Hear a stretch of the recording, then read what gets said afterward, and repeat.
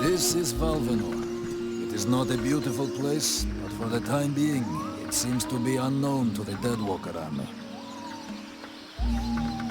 This village has known better days. Before the war, it was popular among the rich hunters who came to enjoy the ample game in the swamps.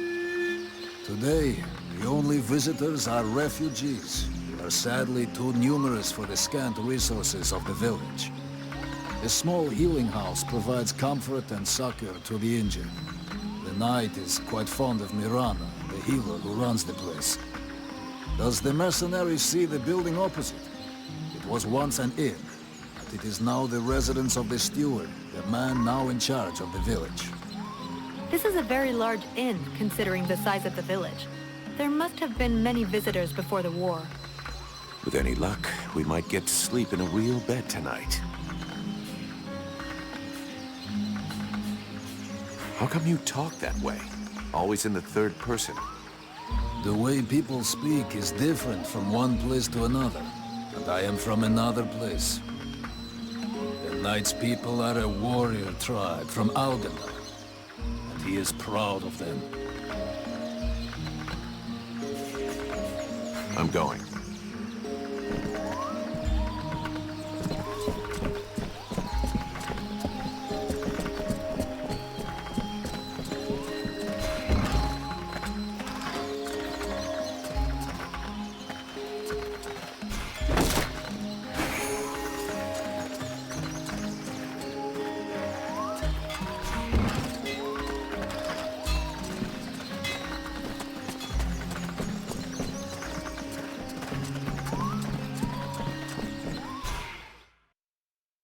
Is our best defense. Happily, the wildlife are just as keen on attacking the Deadwalkers as they are the villagers.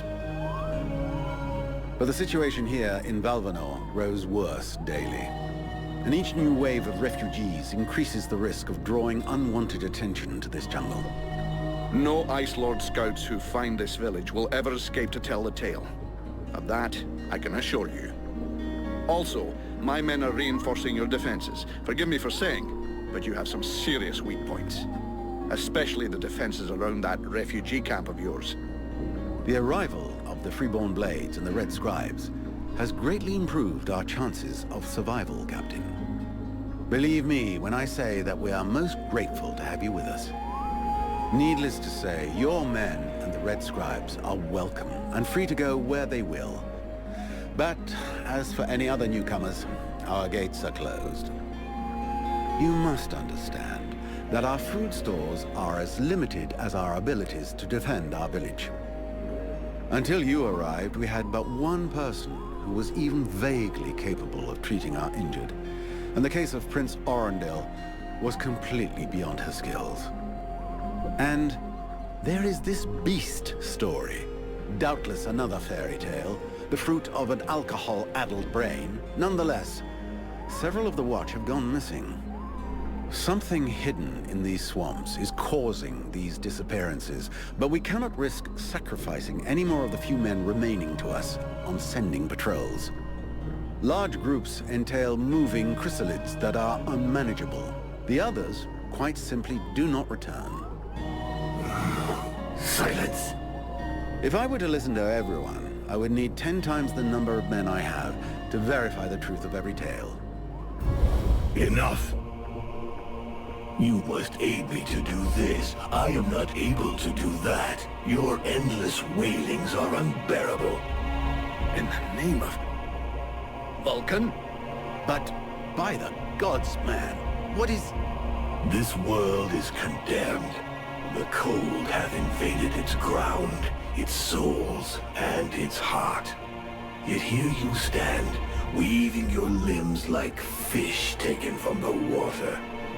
Miserably shuffling about to conserve the illusion of warmth and life, and not feel the passing of your last breath, while I must endure your wailings and lamentations.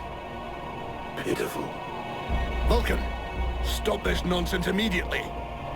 It is not he who speaks. All doth fall to ruin about you, yet you still bewail your loose bowels and vomitings. You cannot vanquish your dead walkers, no more than you can vanquish their necromancer masters. They draw their power from the very heart of the world. They drink it, they suckle it dry. Your only chance to cleanse what your own hath corrupted is to go to the world heart and liberate it from its servitude. The World Heart is a myth, a forgotten fairy tale, no more real than dragons or dwarves. A myth. Continue hiding behind thy puny barricades, and thou wilt soon join thy myths and fairy tales.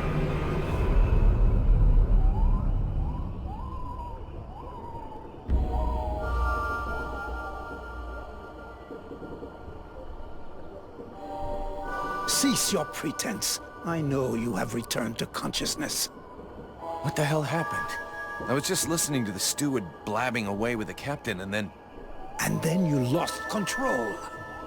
I don't know, it's like something in my head zapped me so it could use my mouth. But I was still there. Still thinking what I was saying. This is not the first time you have felt this presence manifest itself. No. No, it's been there since the temple. It's also in my dreams. I think... Interesting. It would seem that your body is host to some other entity. And it is clearly a spirit of fire. No kidding. I got a demon in my head. Something of the kind. In truth, I could not say what it is. Not yet, at least. Don't make me laugh. After all, it's your disciples that let this thing out of its cage, right? That has nothing to do with it. Do you have any idea of the implications of this incident?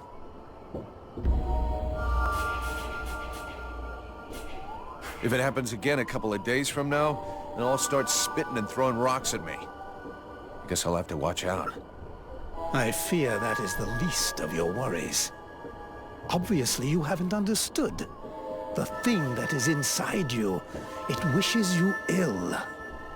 There is not enough space inside you for two souls. That demon wants your body. It will control you more and more until it has replaced you completely. Ha! Thou thinkest I crave the body of a mortal? I am a prisoner here. My place is in the world heart. It will not hesitate to lie to you, to tell you that which you wish to hear, so that you will allow it to consume you. I never asked for this cage. I never asked to be forced to hear my every thought. It is I who have been invaded. It speaks to you. Do not listen to it.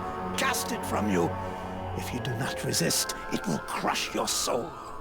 Hey, take it easy. One day at a time, okay? I'm gonna take a walk.